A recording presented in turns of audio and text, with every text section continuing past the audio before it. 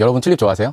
세계적으로 많이 생산하는 꽃 중에 하나이기도 해서 값이 저렴하기도 하고요. 다른 꽃에 비해 상대적으로 기르기가 쉬워요. 그래서 처음에 꽃을 기르는 사람들이 입문하기에 좋은 것으로 알려진 것이 바로 튤립입니다.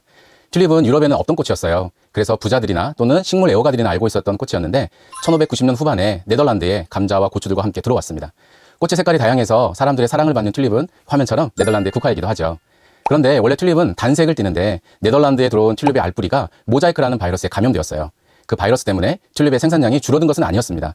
그렇지만 그 바이러스는 튤립을 단색이 아닌 다양한 색으로 바꿔버렸습니다. 당연하게도 한 가지 색깔로 된 평범한 튤립의 가격은 비싸지 않습니다. 하지만 희귀한 색깔을 가진 튤립은 상대적으로 가치가 더 있었고요. 더 비싸게 판매가 되었습니다.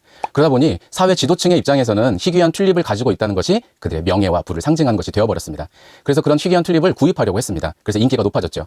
물론 가난한 사람들에게도 이 튤립은 인기가 있었어요. 왜 그럴까요? 그것은 이 튤립이 그들에게 큰 돈을 벌어주는 도구가 될 수 있었기 때문이에요. 희귀종들이 비싼 가격을 받으면서 튤립의 품종이 무려 400여 종 가까이 개발이 되었습니다. 재밌는 것은 사람들이 튤립의 알뿌리를 구입해서 키웠는데 알뿌리만 봐서는 품종을 알 수가 없는 거예요. 그러다 보니 많은 사람들이 튤립의 알뿌리를 일종의 복권같이 생각해서 투자했습니다. 일종의 일확천금을 노린 것이죠.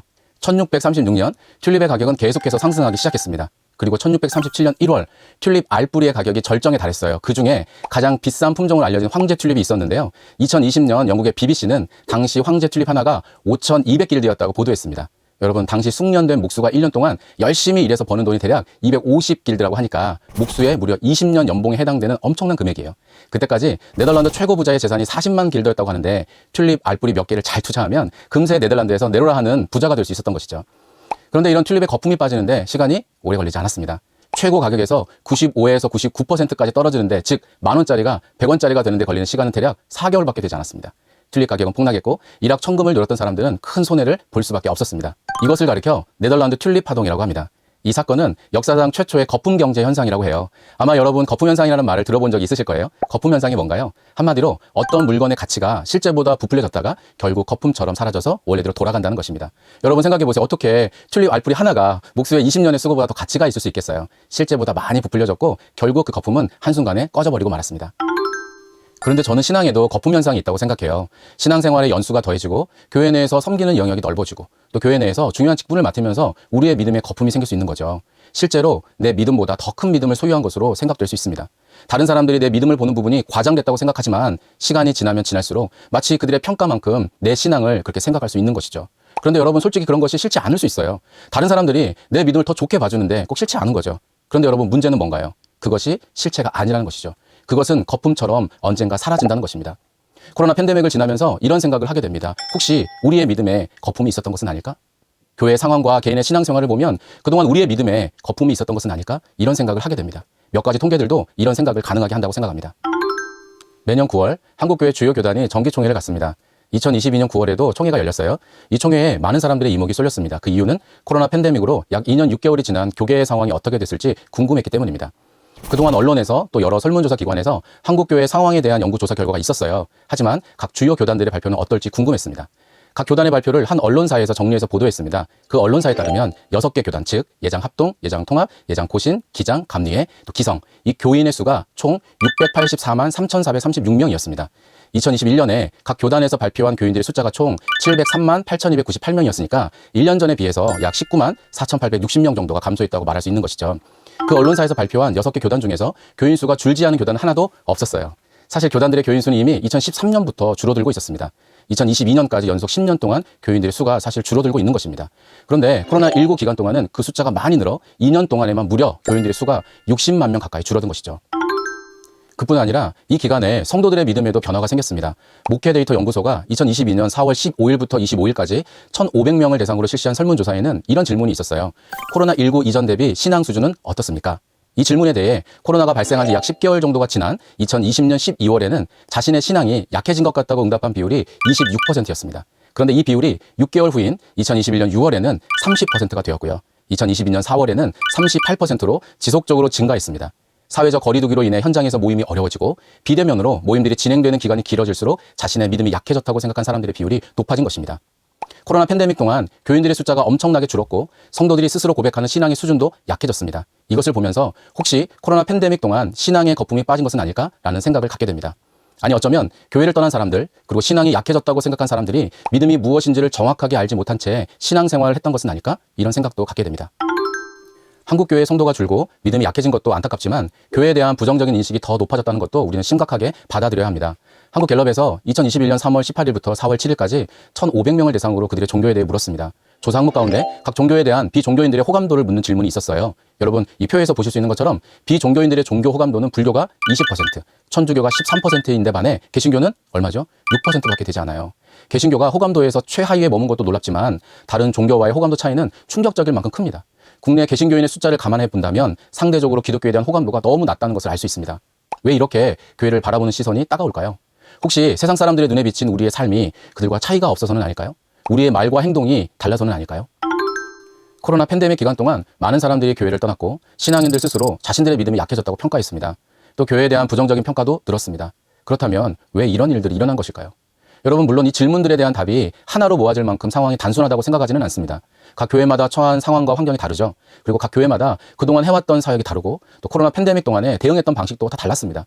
분명 사람들이 교회를 떠나는 이유는 다양할 것이고 교회를 부정적으로 생각하는 이유도 개인의 경험과 상황에 따라 다를 것입니다. 하지만 이런 표면적으로 드러나는 모든 문제들은 저는 이것과 관련되어 있다고 생각합니다. 바로 믿음입니다. 혹시 믿음이 무엇인지 모른 채 신앙생활을 한 것은 아닐까요? 열심히 예배 참석하고 교회 봉사하면 믿음이 좋다고 생각한 것은 아닐까요? 하나님을 향한 명확하고 분명한 믿음이 없기 때문에 교회를 떠나고 믿음의 본질을 제대로 이해하지 못했기 때문에 믿음이 약해진 것은 아닐까요? 믿음에 근거한 삶의 모습이 없었기 때문에 교회에 대한 신뢰도가 낮아진 것은 아닐까요? 여러분, 믿음은 무엇일까요? 혹시 내가 원하는 것을 이루어주고 복잡하고 빠르게 변화하는 시대에 내 마음의 평안을 유지하는 데 필요한 것이 믿음이라고 생각하는 것은 아닐까요? 우리가 원하고 기대하는 세속적인 가치를 믿음으로 포장하고 있는 것은 아닐까요? 여러분, 또 믿음의 삶은 어떤가요? 우리를 사랑하시는 하나님이 우리에게 기대하시는 삶의 모습이 아닌 혹시 내가 기대하고 원하는 삶을 살아가고 있는 건 아닐까요? 다른 사람과 다르게 살아가야 할 믿음의 삶의 모습이 있다는 것은 잊어버린 채 일상을 살아가고 있는 것은 아닐까요? 그로 인해 사람들이 교회를 부정적으로 바라보게 된 것은 아닐까요? 지금 우리는 믿음이 무엇인지, 또한 믿음의 삶은 무엇인지 분명하게 되짚어야 합니다. 성경에는 믿음이 무엇인지, 믿음의 삶이 무엇인지를 보여주는 많은 인물들이 등장합니다. 그 가운데 우리가 믿음의 조상이라고 부르는 사람이 있죠. 누구죠? 아브라함입니다. 우리가 믿음의 조상이라고 부르는 아브라함은 믿음이 무엇인지, 또한 믿음의 삶이 무엇인지를 가장 잘 보여주는 인물이에요. 아브라함은 전통적으로 달신을 섬긴 것으로 알려진 갈대아 우르에 살고 있었습니다. 어느 날 하나님의 말씀이 그에게 임했죠. 하나님은 아브라함에게 그의 고향과 친척과 아버지의 집을 떠나라고 말씀하셨습니다. 아브라함에게 하나님의 말씀이 임했을 때 그가 어떻게 반응했죠? 히브리서 11장 8절은 그런 아브라함의 모습을 이렇게 묘사합니다. 믿음으로 아브라함은 부르심을 받았을 때에 순종하여 장래의 유업으로 받을 땅에 나아갈새 갈 바를 알지 못하고 나아갔으며. 아브라함은 어디로 가야 할지, 또 어떻게 가야 할지, 또한 그곳에서 어떠한 삶이 펼쳐질지 아무것도 알지 못했습니다. 하지만 아브라함은 오직 믿음으로 자신의 고향을 떠났죠. 아브라함이 하나님의 말씀에 순종할 수 있었던 이유는 바로 믿음 때문이었습니다. 아브라함은 갈대아 우르에서 하나님의 부름을 받았을 때도, 다시 한번 하란을 떠나라는 말씀을 들었을 때도 오직 믿음으로 떠났습니다. 또한 그의 삶에 하나님의 약속이 주어졌을 때 그는 하나님을 믿었어요. 하나님의 약속이 더디게 이루어져 보일 때 하나님의 능력을 의심하는 연약함도 있었지만 이삭을 번제물로 바치라는 하나님의 말씀에 순종함으로 하나님의 시험을 통과했습니다. 아브라함은 믿음의 사람이었고 믿음의 삶을 보여준 사람이었습니다. 이처럼 믿음은 한 번도 가본 적이 없고 경험한 적도 없고 예상조차 하기 힘든 곳으로도 떠날 수 있게 합니다. 여러분, 어떻게 이런 일이 가능할까요? 오직 하나님만 의지하기 때문이죠. 믿음은 다른 것이 아닌 하나님만 의지하며 사는 것입니다. 아브라함에게 믿음은 오직 하나님만 의지하는 것이었습니다. 지금 우리는 믿음이 무엇인지, 또 믿음의 삶이 무엇인지 분명히 정리할 필요가 있습니다. 그래서 이번 여름 주제를 나는 믿음의 사람이라고 정했습니다. 창세기에 나오는 아브라함의 삶을 통해 우리는 믿음이 무엇인지를 확인해 봐야 하고 또한 믿음의 삶이 무엇인지를 살펴보려고 합니다. 우리는 믿음으로 이 세상을 살아가는 사람들입니다. 우리는 다른 것을 의지하고 살아가는 사람들이 아니라 오직 하나님만 의지하고 사는 사람들입니다. 때때로 세상 사람들의 관점에서는 미련해 보일 수 있지만 우리는 그렇게 살아가는 사람들이에요. 갈 바를 알지 못하고 목적지가 분명하게 보이지 않아도 우리는 믿음으로 발걸음을 내디뎌야 하는 사람들입니다. 믿음의 사람인 우리는 그에 걸맞은 믿음의 삶을 살아야 하고 세상에 보여야 합니다. 올여름 우리는 믿음이 무엇인지, 믿음의 삶이 어떤 모습인지 알아갈 것입니다. 믿음의 사람은 오직 하나님만 의지하는 사람입니다. 믿음의 사람은 하나님의 약속을 믿고 하나님의 능력을 온전히 신뢰하며 하나님의 말씀에 순종하는 믿음의 삶을 살아야 한다고 우리의 삶으로 또 보여줄 것입니다. 교사인 우리가 먼저 믿음의 사람으로 세워지길 기도합니다. 다른 것이 아닌 오직 하나님을 의지하여 나아가는 우리가 되길 기도합니다. 또한 우리에게 허락하신 자리에서 믿음의 삶으로 살아가길 소원합니다. 하나님의 약속을 믿고 하나님의 능력을 경험하며 하나님께 순종하길 기대합니다. 지금부터 각과의 계율을 살펴보겠습니다. 1과의 제목을 같이 한번 읽어볼까요? 하나님만 의지해요. 포인트도 읽어보죠. 믿음은 하나님만 의지하는 것임을 알라. 본문은 창세기 11장 27절에서 12장 4절까지의 말씀이에요. 하나님은 갈대아 우르에 살고 있었던 아브라함을 부르셨죠. 창세기 15장 7절에서 그렇게 말씀하고 있어요. 성경은 아브라함의 아버지 데라가 우상을 섬겼다고 여호수아 24장 2절에서 말씀하고 있습니다. 갈대아 우르는 달신을 섬겼던 지역으로 전해지기 때문에 아마도 데라는 달신을 섬기면서 그와 관련된 일을 했을 것으로 추정합니다. 이러한 상황에서 하나님이 아브라함을 부르셨어요. 하나님의 부름을 받은 아브라함이 가족과 함께 갈대아 우르를 떠나죠. 갈대아 우르를 떠난 아브라함이 하란에 도착했습니다. 그리고 하나님은 하란에서 다시 한번 아브라함에게 이렇게 말씀하셨어요. 너는 너의 고향과 친척과 아버지의 집을 떠나 내가 네게 보여줄 땅으로 가라. 창세기 12장 1절 말씀이죠. 하나님은 갈대아 우르를 떠난 아브라함에게 하란을 떠나라고 다시 한번 명령하셨습니다. 아브라함은 하나님의 말씀을 듣고 고향과 친척과 아버지의 집을 떠났습니다. 고대 사회에서 가족과 친척은 단순히 사람과 교제를 나누는 친밀한 관계만을 의미하지 않아요. 당시의 가족과 친척은 서로의 안전을 책임지고 보호하는 중요한 존재였습니다. 따라서 아브라함이 가족과 친척을 떠나는 것은 두렵고 힘든 일이었습니다. 하지만 아브라함은 하나님을 믿고 고향과 친척과 아버지의 집을 떠나라는 말씀에 순종했습니다. 히브리서 11장 8절에는 아브라함이 하나님의 부름을 받고 갈대아 우르를 떠날 때의 모습을 이렇게 말씀하고 있어요. 믿음으로 아브라함은 부르심을 받았을 때 순종하여 장래의 유업으로 받을 땅에 나아갈새 갈 바를 알지 못하고 나아갔으며. 아브라함은 자신의 고향과 친척과 아버지의 집을 떠날 때 어디로 가야 하는지 여러분 알았나요? 몰랐나요? 알지 못했어요. 그는 자신의 최종 목적지가 어디인지도 모른 채 하나님의 말씀을 듣고 떠났습니다. 여러분, 이런 일이 만약 저와 여러분에게 일어났다면 어떨까요? 아브라함처럼 떠나는 일이 쉬울까요? 그렇지 않을 것 같아요. 하지만 아브라함은 익숙한 장소와 환경, 자신과 혈연 관계를 맺고 있는 사람들을 떠났습니다. 그는 오직 하나님을 의지하여 미지의 세계로 향한 것이죠. 이렇게 믿음은 다른 것이 아닌 오직 하나님만 의지하는 것입니다. 목적지가 어디인지 모르고 자신이 소중하게 여기는 모든 것을 포기해야 할지라도 하나님만 의지하는 것이죠. 우리는 오직 하나님만 의지하며 살아가야 합니다. 1과는 믿음의 정의를 내립니다. 여러분, 믿음의 정의는 어떻게 내릴 수 있을까요? 믿음은 다른 것이 아닌 오직 하나님만 의지하고 사는 것이다. 이것이 믿음의 정의입니다. 1과의 진리, 즉 다른 것이 아닌 오직 하나님만 의지하며 사는 저와 여러분 되기를 소원합니다. 여러분, 2과의 포인트만 같이 한번 읽어볼까요? 하나님의 약속을 믿으라. 창세기 15장 1절에서 6절의 말씀이 2과의 본문입니다. 1과에서 우리가 믿음의 정의를 내렸잖아요. 믿음의 정의를 내린 후에 2과부터는 그러한 믿음을 갖고 살아가는 사람들의 삶의 모습을 살펴보려고 합니다. 하나님은 헤브론에 정착하여 사는 아브라함에게 찾아오셔서 두려워하지 말라고 창세기 15장 1절에서 말씀하셨어요. 아브라함이 느꼈을 두려움은 두 가지일 거라고 짐작해 볼 수 있어요. 첫 번째는 메소포타미아 연합군의 보복에 대한 두려움일 거예요. 창세기 14장을 보면 아브라함이 메소포타미아 연합군과 가나안 전쟁을 치르는 장면이 나와요. 비록 아브라함은 그 전쟁에서 승리하긴 했어요. 그렇지만 연합군이 다시 보복할 수 있다는 것에 두려움을 느꼈을 수 있습니다. 두 번째는 자녀가 없다는 것에 대한 두려움일 거예요. 아브라함은 여러 차례에 걸쳐서 많은 자손을 얻게 되리라는 하나님의 약속을 받았습니다. 창세기 12장 2절에서 7절에서 또 13장 16절에서 하나님이 그렇게 약속하셨어요. 하지만 아브라함에게는 아들이 없었어요. 아브라함이 자신의 상속자로는 다메섹 출신의 엘리엘셀밖에 없다고 호소하는 것을 볼 때 자녀가 없는 현실이 그에게 두려움을 주었을 것입니다. 하나님은 자신의 상속자가 엘리엘셀밖에 없다는 아브라함의 말을 듣고 이렇게 말씀하셨어요. 창세기 15장 5절 말씀인데요. 하늘을 우러러 무뼈를 셀 수 있나 보라. 또 그에게 이르시되 내 자손이 이와 같으리라. 이미 창세기 12장 2절에서 하나님은 아브라함에게 큰 민족을 이룰 것을 말씀하셨지만 다시 한번 그에게 많은 자손을 주겠다고 약속하셨어요. 창세기 13장 16절에도 아브라함의 자손이 땅의 티끌처럼 많아지게 될 것이라고 약속하신 내용이 나오죠. 약속이 아직 이루어지지 않았지만 하나님은 아브라함이 한 아이의 아버지가 되고 그의 자손들은 별과 같이 많아질 것이라고 거듭하여 말씀하셨습니다. 하나님이 아브라함에게 약속하시자 아브라함은 하나님의 약속을 믿었습니다. 창세기 15장 6절에는 이렇게 쓰여 있어요. 아브라함이 여호와를 믿으니. 아브라함이 하나님을 믿었다는 것은 창세기 15장에 이르러서야 하나님을 믿었다는 뜻은 아니에요. 아브라함은 하나님을 믿었기 때문에 그의 고향을 떠날 수 있었죠. 그리고 하란에서도 떠날 수 있었습니다. 이 구절에서 사용된 믿었다라는 뜻의 히브리어 동사는 무언가를 믿을 만한 것으로 생각하고 또 믿는 대로 행동한다는 뜻을 가지고 있어요. 여기에 사용된 동사의 형태는 계속적이고 반복되는 믿음의 행위를 의미합니다. 즉 아브라함이 창세기 15장에서야 비로소 하나님을 믿었다는 것이 아니고요. 그가 계속해서 하나님을 믿었다는 것을 오히려 여기서 강조하고 있는 거예요. 예전에 하나님이 아브라함에게 하셨던 약속은 사실 아직 이루어지지 않았습니다. 하지만 하나님은 아브라함에게 자손에 대해 다시 한번 약속하셨고 아브라함은 그 약속을 믿었습니다. 믿음의 사람이 살아야 할 믿음의 삶은 하나님의 약속을 믿는 것입니다. 우리는 하나님의 약속을 믿는 삶을 살아야 합니다. 우리는 하나님의 약속이 기록되어 있는 하나님의 말씀을 믿어야 합니다.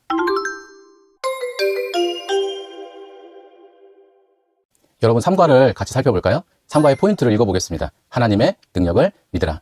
하나님은 창세기 17장 1절부터 5절까지의 말씀에서 아브라함의 이름을 아브라함으로 먼저 바꿔주신 후 사레의 이름도 사라로 바꿔주셨습니다. 15절을 보면 기록되어 있어요. 성경에서 이름이 바뀐 여인은 사라가 유일할 정도로 특별합니다. 하나님은 아브라함이 여러 민족과 왕의 아버지가 되고 사라 역시 여러 민족과 왕의 어머니가 될 것이라고 말씀하셨습니다. 하나님은 아브라함이 사라를 자신의 생명을 위협할 정도의 미모를 가진 여인으로만 보지 않고 약속의 후손을 낳을 여러 왕들의 어미로 볼 것을 기대하셨을지도 모릅니다. 하나님이 사라가 여러 왕들의 어미가 될 것이라고 아브라함에게 말씀하셨을 때 아브라함은 100세 된 사람이 어찌 자식을 낳을까? 사라는 90세니 어찌 출산하리요? 라며 마음속으로 웃었습니다. 그리고 17장 18절을 보면 아브라함은 하갈을 통해 낳은 이스마엘이나 복을 받으며 살기 원한다고 하나님께 요청했어요.